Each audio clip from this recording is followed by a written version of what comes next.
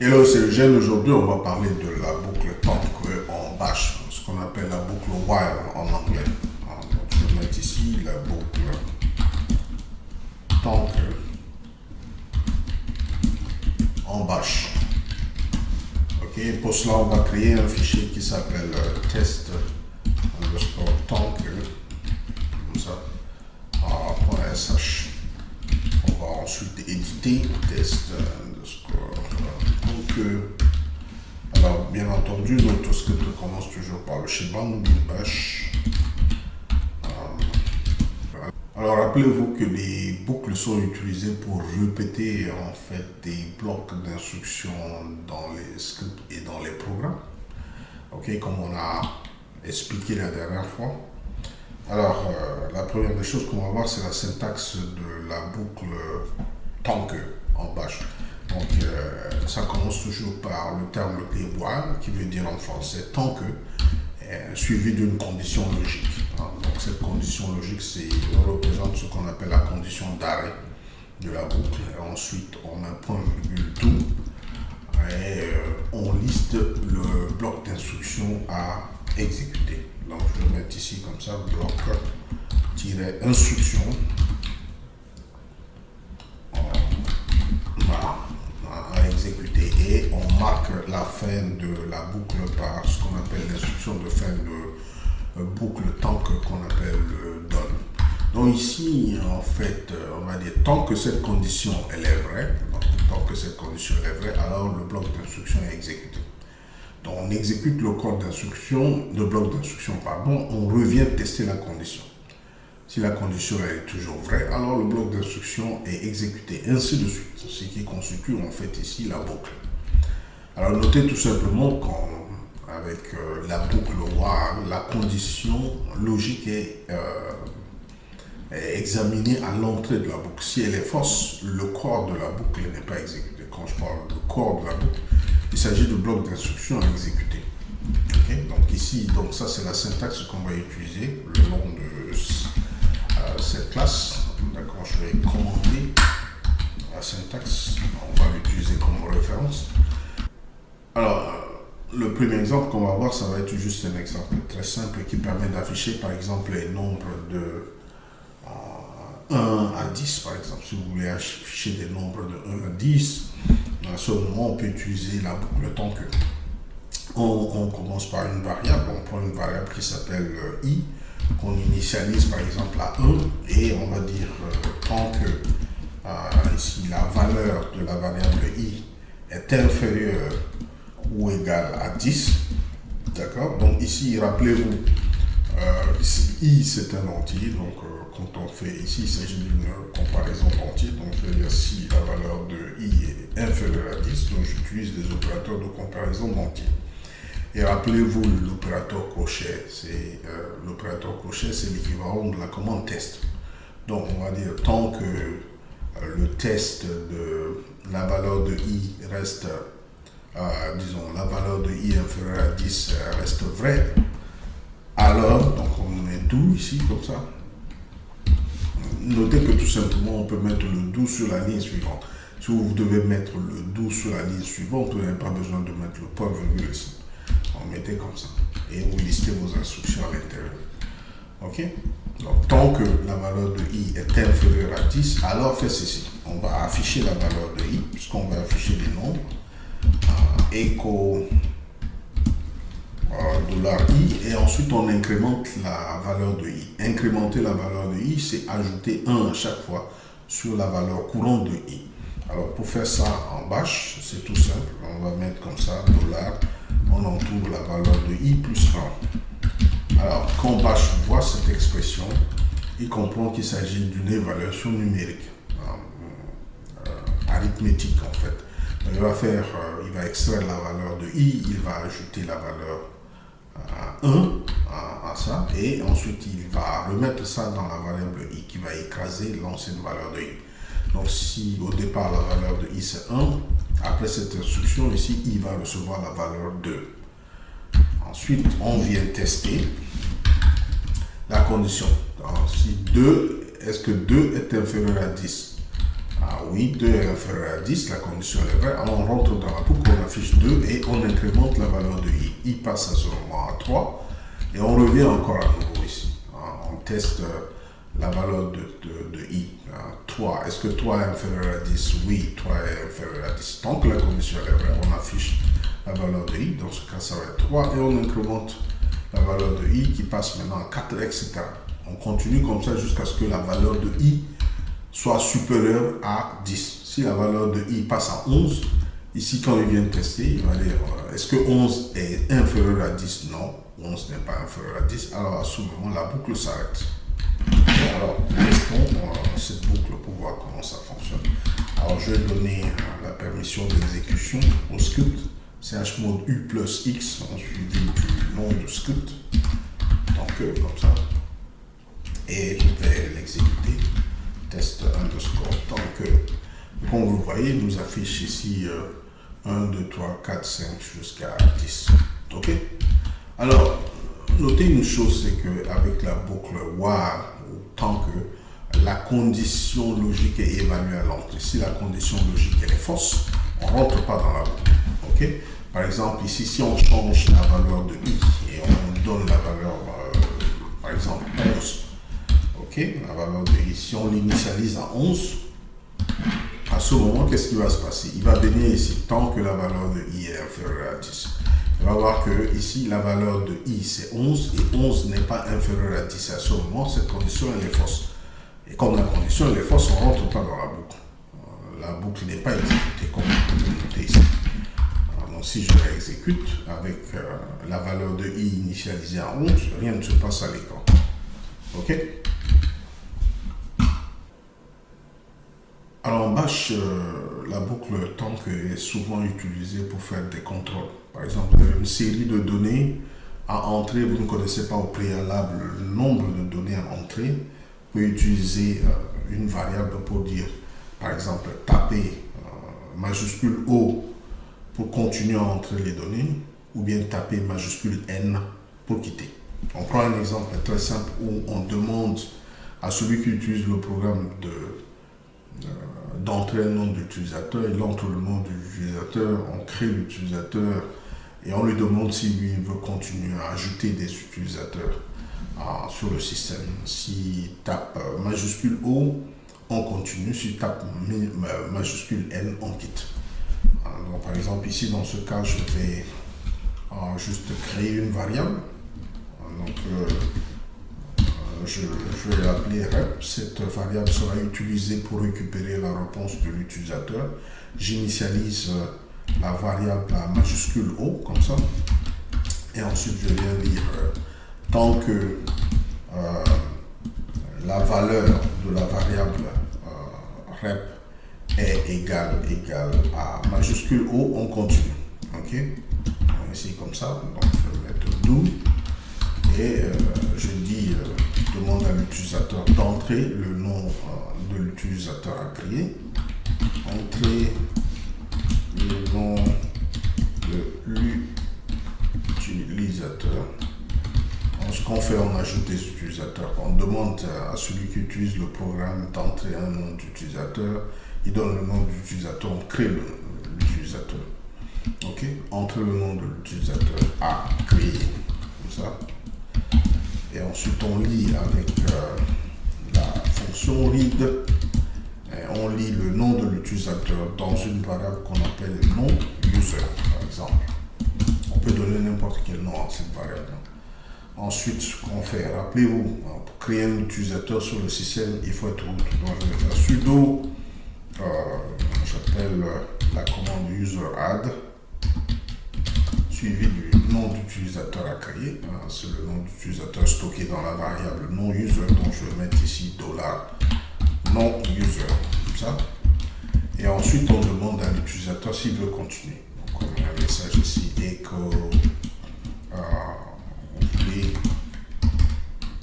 voulez-vous continuer comme ça, oui ou non. Ok, donc ici dans notre cas on a juste on considère seulement deux valeurs, majuscule O pour continuer, majuscule N pour quitter.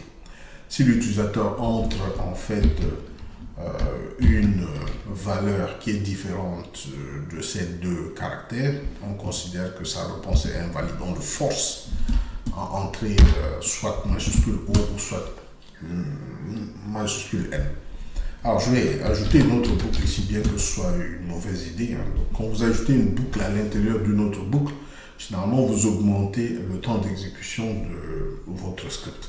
Pas une bonne méthode, mais bon, on peut faire ce programme-là différent, de façon beaucoup plus élégante. Juste un exemple pour vous montrer des choses basiques. Donc, par exemple, ici, dans ce cas, je vais dire tant que la valeur, voulez-vous continuer ou non, on doit d'abord lire la réponse de l'utilisateur. On place dans la variable rep et ensuite on vient tester rep. Tant que la valeur entrée est différente de majuscule O et de majuscule N, donc on rep différent de majuscule N comme ça, ok. On considère tout simplement, mettre ici ce caractère, ok. Donc on considère tout simplement que donc on considère que la réponse entrée est erronée. Okay. Et que, mais comme ça on dit à l'utilisateur, votre réponse est invalide. Ok. Alors on lui dit ici, on le rappelle alors, echo taper majuscule O pour continuer. Et majuscule N pour quitter. Donc c'est les deux valeurs qu'on accepte. Et on lui demande d'entrer à nouveau sa réponse qu'on place ensuite dans la variable. Vous voyez que le rôle de cette deuxième boucle ici, c'est juste pour forcer l'utilisateur à entrer l'une de ces deux caractères, soit majuscule O ou bien majuscule N. Toute autre réponse différente de ces deux caractères est considérée comme en fait une réponse invalide. Donc on le force à rester dans cette boucle-là, jusqu'à ce qu'il entre une valeur valide qui est soit majuscule O ou majuscule M. Donc je ferme le premier bloc ici, qui représente ce while avec le done, et je dois fermer en fait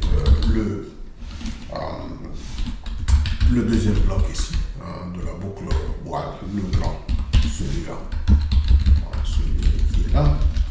Alors donc qu'est-ce que je suis en train de faire ici? C'est un cas très simple où j'initialise la variable rep qui va recueillir la réponse de l'utilisateur. Je l'initialise à oui, O, et je dis tant que la valeur de réponse reste égale à O, voilà, on demande à l'utilisateur d'entrer le nom de l'utilisateur à créer sur le système.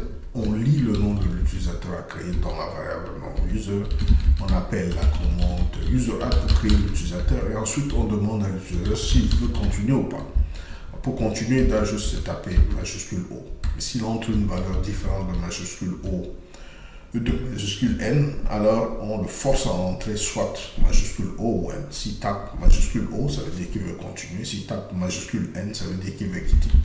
Ok? Et voilà, donc cette deuxième boucle là, c'est juste pour le forcer à entrer soit majuscule O ou soit majuscule N. Alors, exécutons le script pour voir ce que ça donne. Alors si j'exécute ce script ici, test underscore, donc il me demande le nom de l'utilisateur à créer. Si je dis follow, comme ça, the user had warning, the home directory already exists, ça veut dire qu'il y a un utilisateur de ce type-là qui était là avant, son répertoire de base existe sur le système, il me demande, il n'y a pas nécessité de créer le répertoire, il va seulement utiliser l'existant. Il me demande si je veux continuer. Rappelez-vous, si je tape par exemple une valeur erronée, quelque chose comme ça, il me dit votre réponse est invalide.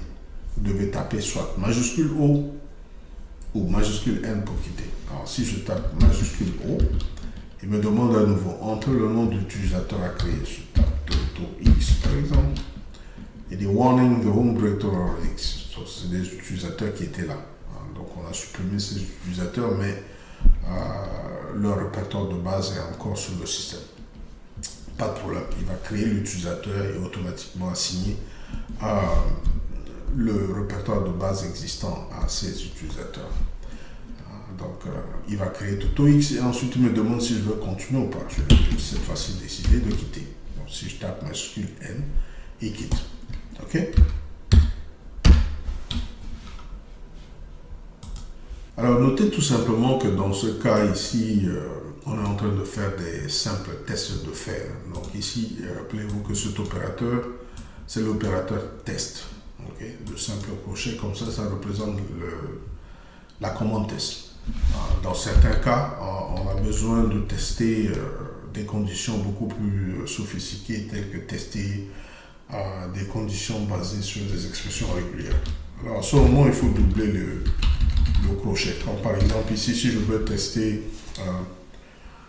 si, par exemple, un nombre ou bien une valeur entrée, c'est un nombre, je vais faire quelque chose comme ça. Je vais prendre une variable que j'appelle par exemple string.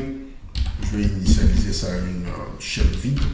Et ensuite, je vais dire tant que, par exemple, vous voyez ici, je vais tester si la valeur de string, tant que la valeur comme ça de string est différent de, rappelez-vous de l'opérateur match. Donc, si le string correspond à un nombre, il doit correspondre à l'expression régulière qui correspond au nombre. L'expression régulière qui correspond au nombre, c'est celle-là. Donc, elle doit commencer par l'un de ces digits, ce qu'on appelle l'un des chiffres de 0 à 9. Un chiffre est constitué d'une répétition, d'un nombre, pardon, est constitué d'une répétition de chiffres et se termine aussi par un chiffre. Voilà comment on peut écrire l'expression qui correspond au nombre. Et alors, je vais mettre ici do et je vais dire tant que la valeur de string c'est différent d'un nombre, alors fais ceci. On va dire on va utiliser read par exemple, read avec l'option P, ça permet d'avoir un message à l'écran mais aussi de lire en même temps dans une variable. Okay, je vais entrer un nombre, ok, comme ça, et je vais mettre espace et je vais demander à l'utilisateur d'entrer le nombre. Une fois qu'il entre le nombre, et on stocke ça dans string. Et on vient vérifier si c'est un nombre. Si ce n'est pas un nombre, on continue comme ça. La boucle continue jusqu'à ce qu'il entre un nombre. Et on met ici dot. Vous voyez ici, dans ce cas, la condition logique ici est basée sur des expressions régulières. Et à ce moment, il faut doubler l'opérateur. Rappelez-vous l'opérateur double crochet qui permet de tester en fait les expressions régulières. Et c'est aussi valide dans le cas de la boucle tant que en bash. Alors exécutons notre script. Alors pour éviter que on puisse exécuter cette portion, on va faire en sorte que la condition soit fausse à l'entrée. Donc on met tout simplement rep à n comme je l'ai fait ici. Et voilà, c'est tout. On ne va pas rentrer dans cette boucle. Alors on va exécuter à nouveau test underscore tant que .sh, il me demande d'entrer un nombre, je vais entrer quelque chose d'erroné qui n'est pas un nombre, il dit entrer un nombre. Vous voyez, tant que j'entre quelque chose qui est différent d'un nombre, il continue de me forcer à entrer un nombre. Donc si je tape 1, 2, 3, 4, boum, là il s'arrête. Ok. Donc rappelez-vous de ça. Okay. Quand vous voulez, vous avez des conditions logiques qui testent des expressions régulières, il faut doubler le crochet. Okay. Alors, regardons un peu certains des cas d'utilisation de la boucle tant que en bash. Par exemple, généralement, on peut attendre à ce qu'un événement puisse avoir lieu avant de continuer à la suite du script, ou bien attendre qu'un fichier soit créé avant de continuer à la suite du script. Hein, c'est des cas qui sont beaucoup plus utilisés en bash. Hein, d'accord, avec les boucles ovales. Donc, je vais monter un tout petit peu le contenu du script. Alors, en regardant un cas simple où, par exemple, si on veut attendre à ce qu'un fichier puisse être créé avant de continuer à la suite. Donc ici, par exemple, je peux faire quelque chose comme ça. Tant que, voilà, donc simple fait, on teste par exemple si un fichier temp SOS en report, comme ça, .txt, est un fichier, d'accord? Alors, do, on va dire, tant que ce fichier-là n'existe pas, hein, je mets la négation devant, tant que ce fichier n'existe pas. Rappelez-vous les tests sur l'existence des fichiers qu'on avait fait avec les conditions logiques la dernière fois, okay, avec la clause if else. Donc, si je veux tester si un fichier existe, j'utilise l'option "-f" qui veut dire file en anglais, suivi du fichier. Cela permet de tester si le fichier existe. Ça retourne vrai si le fichier existe. Ça retourne faux si le fichier n'existe pas. Alors en mettant une négation, l'exclamation qui est l'opérateur de négation devant, c'est pour dire tout simplement tant que le fichier n'existe pas, alors fais ceci. On va mettre juste un message à l'écran, echo, quelque chose comme ça, le fichier slash tmp/sos report.txt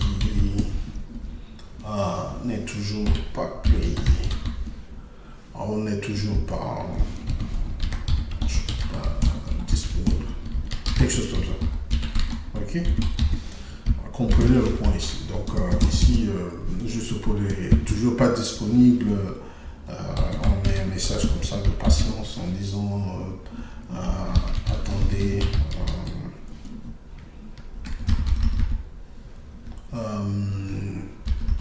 ou bien en anglais please wait. Et puis bon, par exemple ici je veux mettre sleep 2, il attend 2 secondes. Il va tester encore si le fichier est là.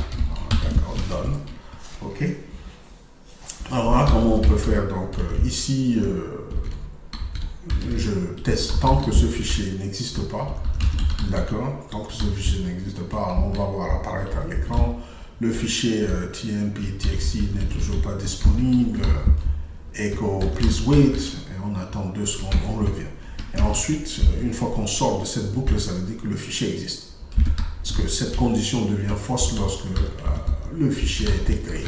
D'accord? Et dès qu'on sort de la boucle, on sait que le fichier a déjà été créé. Donc ici, je vais mettre echo juste après la boucle. Donc je vais mettre temp comme ça. On va dire tout simplement que le fichier, slash temp slash /sos pour .txt est maintenant disponible. Voilà, donc on sait qu'il a déjà été créé. On sort de cette boucle-là. Alors on va ici essayer de faire en sorte que cette boucle-là soit fausse à l'entrée. Donc on initialise le string à un nombre ici. Donc ici je vais mettre 1, 2, 3, 4 comme ça. Ça va faire en sorte qu'il ne va pas rentrer, hein, puisque en fait là déjà ça va correspondre à un nombre, la négation ça va être faux. Ok, alors je vais exécuter le script slash test tant que voir ce que ça donne. Please enter vous voyez, il dit wait n'est toujours pas disponible. Si je pars là et j'ouvre un autre terminal et puis je crée le fichier, hein, donc ici touch slash temp plutôt SOS ici, vous allez voir tout simplement que la boucle va automatiquement s'arrêter. Dès qu'il détecte que le fichier a été créé, il s'arrête tout de suite. Et voilà comment on peut par exemple faire des choses comme ça avec la boucle while. On peut aussi utiliser ce qu'on appelle les boucles infinies avec while. Par exemple, cette instruction peut se transformer en boucle infinie comme celui-là. Pour faire une boucle infinie, on met tout simplement que la condition logique, on crée une boucle avec une condition logique qui est toujours vraie. Par exemple ici, qui ne va jamais devenir fausse. En faisant tout simplement while true. Comme ça, voilà comment on fait.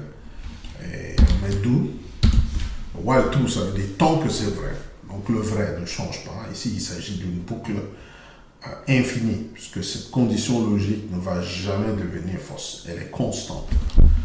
Ok, donc je peux mettre comme ça if quelque chose comme ça, if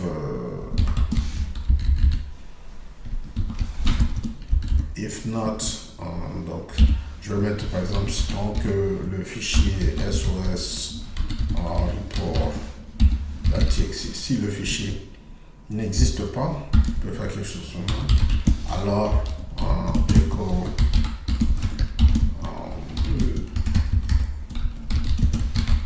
le fichier /imp sos report.txt.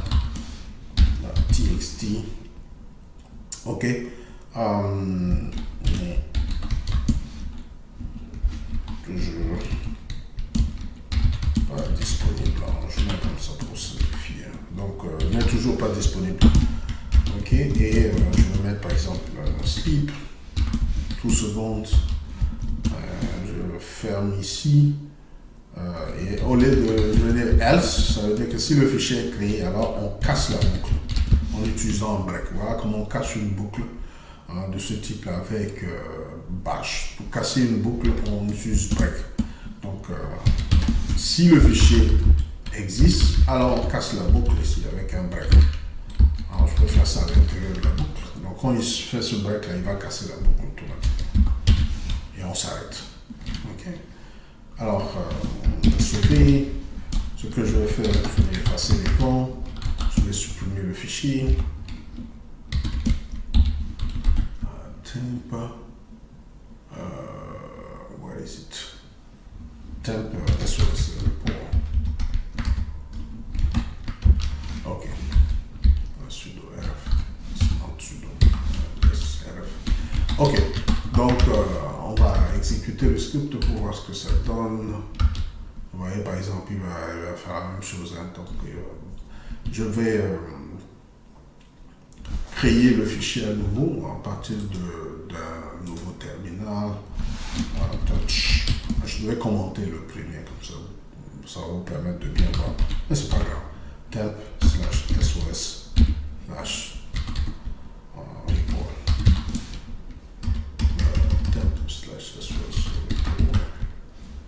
SOS report.txt. Ok. Dès que je fais ça, ça s'arrête. Pourquoi?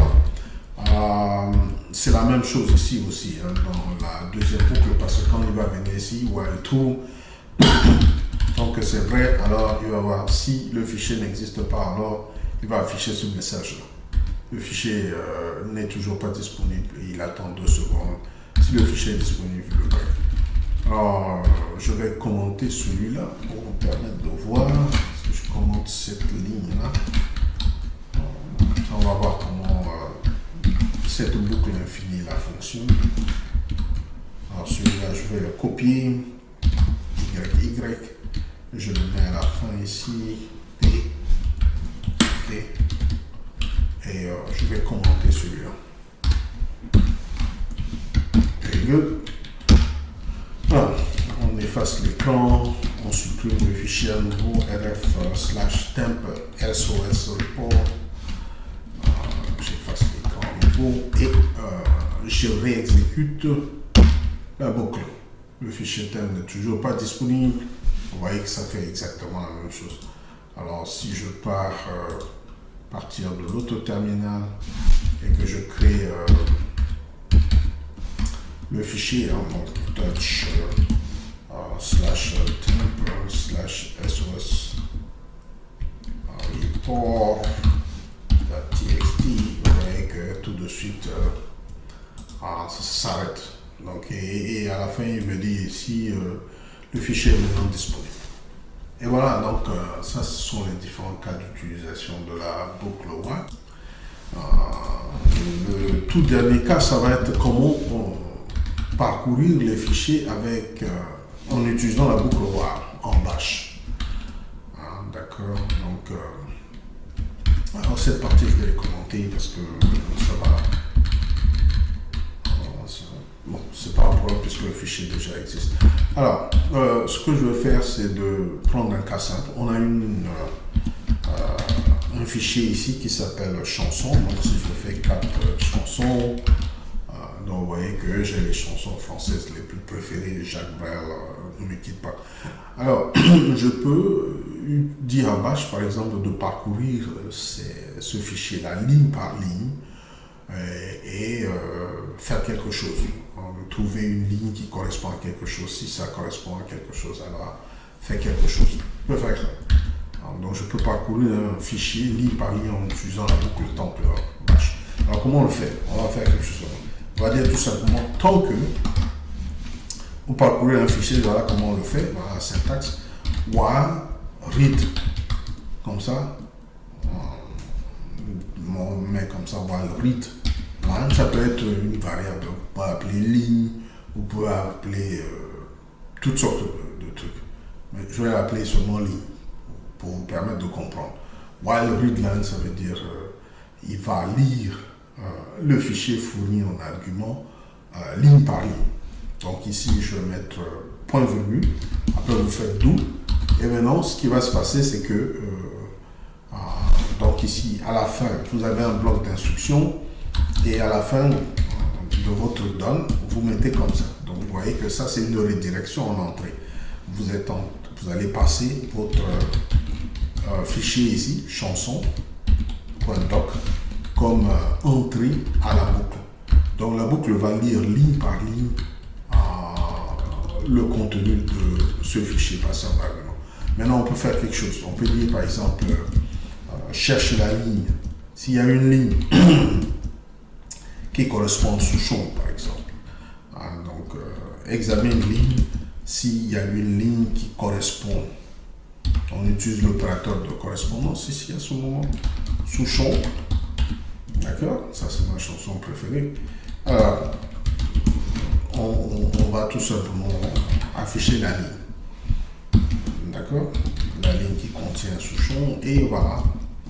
Après, on fait F5. Fin de la clause if else.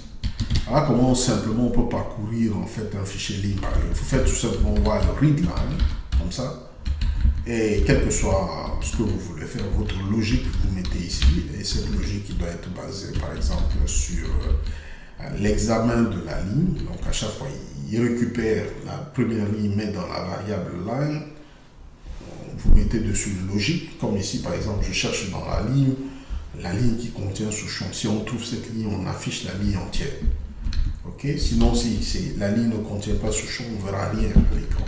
Et donc, il fait ça, comme on lui a donné une chanson en argument ici, donc en entrée, il va parcourir le fichier chanson.doc ligne par ligne jusqu'à la fin. La boucle s'arrête quand on atteint la fin de ce fichier-là. C'est très simple. Alors, je sauve. J'exécute pour me permettre de voir ce que ça nous donne. Ok, le fichier est maintenant disponible. Alain Souchon, full sentimental, comme vous pouvez le voir. Il a parcouru la chanson, le fichier chanson. Il a trouvé une ligne qui contient Souchon, c'est celle-là, et ça correspond à cette ligne-là où le nom de la chanson c'est full sentimental. Je vous remercie de votre attention et à la prochaine vidéo.